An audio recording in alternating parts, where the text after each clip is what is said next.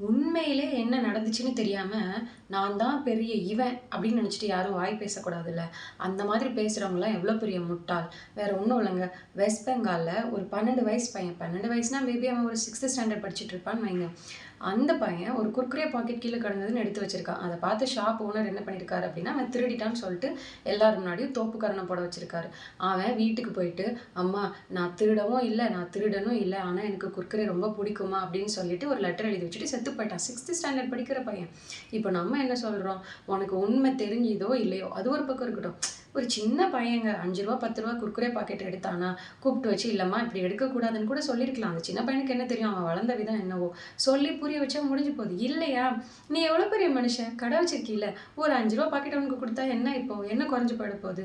அதுக்கு அவன எல்லார் முன்னாடியும் தோப்பு கரணம் போட வச்சு, அவனுக்கு எவ்வளோ பெயின்ஃபுல்லா இருந்திருக்கும். சின்ன குழந்தைனாலும் வலி வலி தானங்க. செத்து போயிட்டான். என்ன கத்துக்கிறோம் நம்ம இந்த சொசைட்டில? ஒரு ரூ. 5 கூட குடுக்க முடியாத அளவுக்காங்க நம்ம இருக்கோம். இவ்ளோ பெரிய கடையெல்லாம் வச்சுக்கிட்டு. எதுக்கு இப்படி ஒரு உயிர வீணா நம்ம எடுக்கணும்? அண்ட் இன்னொன்னு நான் சொல்லணும்னு நெனச்சேன். உங்க புள்ள சின்ன சின்ன விஷயத்துக்கு கூட செத்து போகுதுன்னா, அப்ப நீங்க எவ்வளோ கேவலமா வளர்த்துருக்கீங்க இல்லையா? ஸ்ட்ராங்கா வளங்க இப்போ உள்ள புள்ளைங்களெல்லாம். என்னமோ தடுக்கி விழுந்தா செத்துடுறாங்க, அதுக்கு செத்துடுறாங்க, இதுக்கு செத்துடுறாங்கன்னு 1000 ரீசனுக்காக செத்து போறாங்க.